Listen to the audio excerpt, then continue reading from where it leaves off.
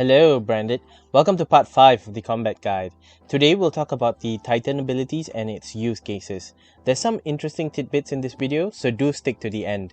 As usual, this video took loads of effort and time to make, so if you got value out of it, do drop a sub and a like. Alright, so let's start with the Wind Up skill, which has a whopping 4-star in its damage dealing capabilities.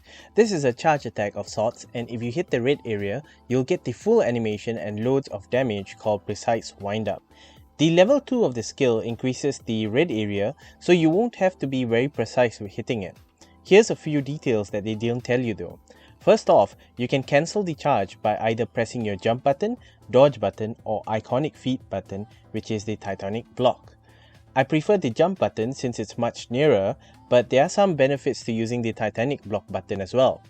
All of these cancelling methods will not use up your charge, so if you miss your precise wind up, then just cancel it and redo it again. In regards to the jump button cancelling for precise wind up, first it'll push you back to disengage with combat, and second it'll leave you open since there's a couple of recovery frames. Using Titanic block instead for precise wind up, as you can see, is much safer since you can immediately move into a dodge, so keep that in mind. Next, you can also tank hits using the skill if executed on time, but it's best to avoid it since the skill doesn't come out immediately. Using the Titanic block is a better use case for this. Final thing to note about this ability is that it actually tracks an enemy at precise wind up, which closes the gap between you and an enemy and moves you forward. So you don't have to be afraid if you're a tad bit far, just launch the skill and it'll close in. Do note that this ability at full charge is capable of doing health damage and will bar damage as well, but it's best to always aim to get the precise wind up for maximum output. Next, let's look at your other Titanic ability, which is Upheaval. So this skill has a tree on both its damage to health and also will bar. Similar to the wind up skill, you can also cancel this with Titanic block, jump or dodge.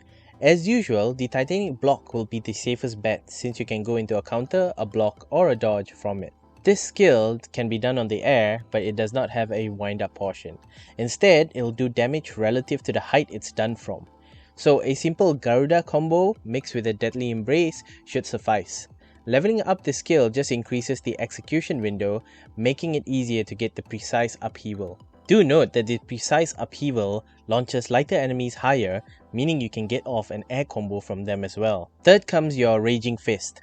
This skill is similar to Gouge in a way that it charges when you press the respective attack button it's assigned to. In my case, it was triangle.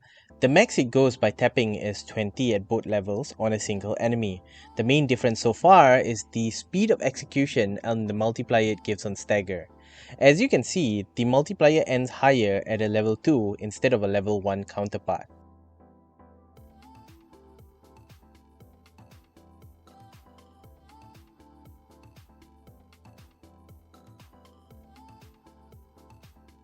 This skill also has a counter, and you again tap the execution button during the counter. The counter has 30 hits and the level 2 of the version still has the same amount of hits.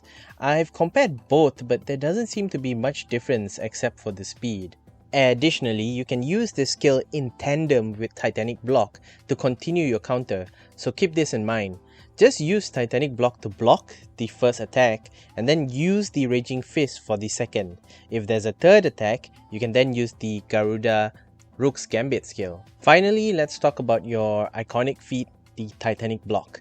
Think of it as a shield in your game. You can hold it to block incoming attacks, except for some powerful attacks. You can also use it to parry and then continue with Titanic counter 1, 2 and 3, which tanks the enemy's following attacks. Precision blocks also fill up your limit break gouge at a faster rate than your Titanic blocks, so using it in your combat is vital mid-game since I'm assuming that's when you'll get your limit break.